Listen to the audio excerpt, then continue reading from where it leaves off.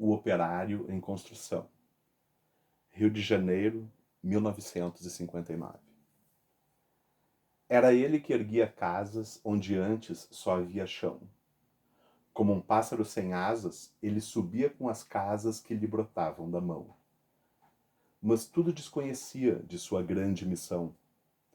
Não sabia, por exemplo, que a casa de um homem é um templo sem religião. Como tampouco sabia que a casa que ele fazia, sendo a sua liberdade, era a sua escravidão. De fato, como podia um operário em construção compreender por que um tijolo valia mais do que um pão? Tijolos ele empilhava com pá, cimento e esquadria. Quanto ao pão, ele o comia, mas fosse comer tijolo.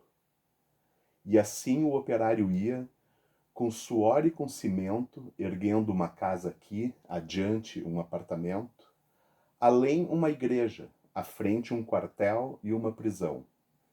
Prisão de que sofreria, não fosse eventualmente um operário em construção. Mas ele desconhecia este fato extraordinário: que o operário faz a coisa e a coisa faz o operário. De forma que certo dia à mesa, ao cortar o pão, o operário foi tomado de uma súbita emoção, ao constatar, assombrado, que tudo naquela mesa, garrafa, prato, facão, era ele quem os fazia, ele, um humilde operário, um operário em construção. Olhou em torno.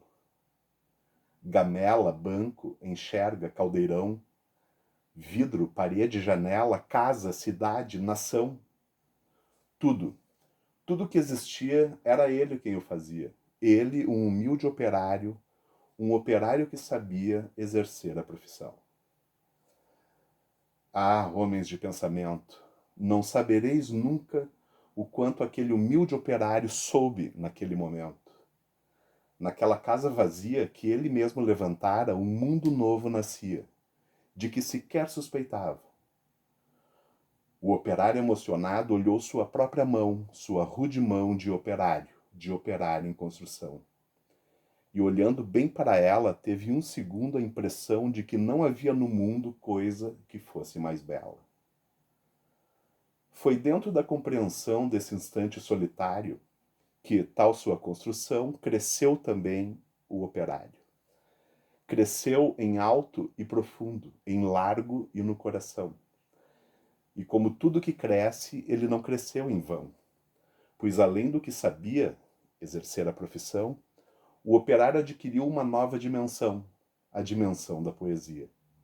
E um fato novo se viu, que a todos admirava. O que o operário dizia, outro operário escutava. E foi assim que o operário do edifício em construção, que sempre dizia sim, começou a dizer não. E aprendeu a notar coisas a que não dava atenção. Notou que sua marmita era o prato do patrão, que sua cerveja preta era o uísque do patrão, que seu macacão de Zuarte era o terno do patrão, que o casebre onde morava era a mansão do patrão, que seus 2 pés andarilhos eram as rodas do patrão, que a dureza do seu dia era a noite do patrão, que sua imensa fadiga era amiga do patrão. E o operário disse não. E o operário fez-se forte na sua resolução. Como era de se esperar, as bocas da delação começaram a dizer coisas aos ouvidos do patrão. Mas o patrão não queria nenhuma preocupação. Convençam-no do contrário, disse ele sobre o operário, e ao dizer isso, sorria. Dia seguinte, o operário, ao sair da construção, viu-se súbito cercado dos homens da delação e sofreu, por destinado, sua primeira agressão. Teve seu rosto cuspido, teve seu braço quebrado, mas quando foi perguntado, o operário disse não. Em vão sofrera o operário sua primeira agressão. Muitas outras se seguiram, muitas outras seguirão. Porém, por imprescindível ao edifício em construção, seu trabalho prosseguia e todo o seu sofrimento misturava-se ao cimento da construção que crescia.